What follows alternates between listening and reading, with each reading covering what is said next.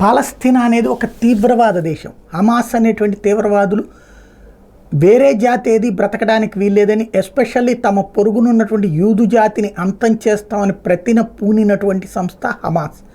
దానికి అనుగుణంగానే దాష్టీకాలు చేస్తూ ఉంటుంది. తాజాగా కూడా చూసాం, 1200 మంది ప్రాణాలు తీసి 400 మందిని బందీలుగా పెట్టుకుని, అందులో 130 మందిని ఇప్పటికీ బందీలుగా ఉండి బేరసారాలు ఆడుతున్నటువంటి అట్లాంటి దరిద్రపు దేశాన్ని మొట్టమొదటిగా ప్రపంచంలో ఒక దేశంగా గుర్తించినటువంటి దౌర్భాగ్యకర పరిస్థితి భారతదేశందే. ముస్లిం బుజ్జగింపు చర్యలతో ఓట్లు సాధించాలని కోరుకునేటటువంటి ఇందిరాగాంధీ ఆనాడు పాలస్తీనాని గుర్తించింది. ఆ పాలస్తీనా అధ్యక్షుడు యాసర్ అరాఫత్ అనేటువంటి హమాస్ తీవ్రవాద నాయకుడికి ఆ ఘన స్వాగతం పలికింది.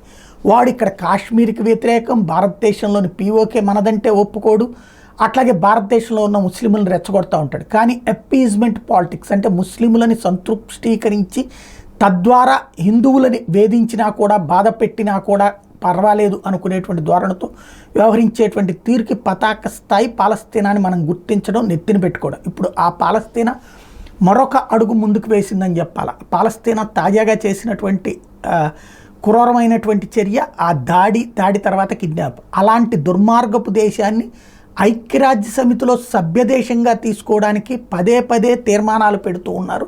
క్రిందటిసారి ఆ తీర్మానాన్ని అమెరికా అడ్డుకుంటే ఈ దఫా 140 దేశాలు టోటల్గా మద్దతు ప్రకటించడం అన్నటువంటిది సంచలనమైంది. టోటల్గా 143 దేశాలు ఐక్యరాజ్య సమితి జనరల్ అసెంబ్లీలో పాలస్తీనాని ఐక్యరాజ్య సమితిలో చేర్చుకోవాలన్న.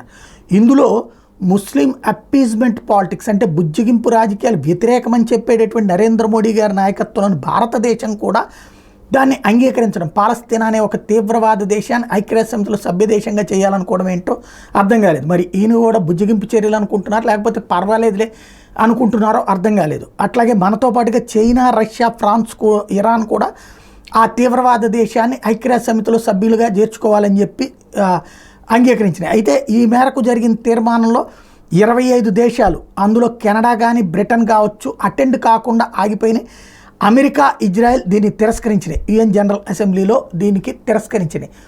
అంటే ఏ స్థాయిలో మనం కూడా మారిపోతున్నామా అర్థం కానటువంటి పరిస్థితి.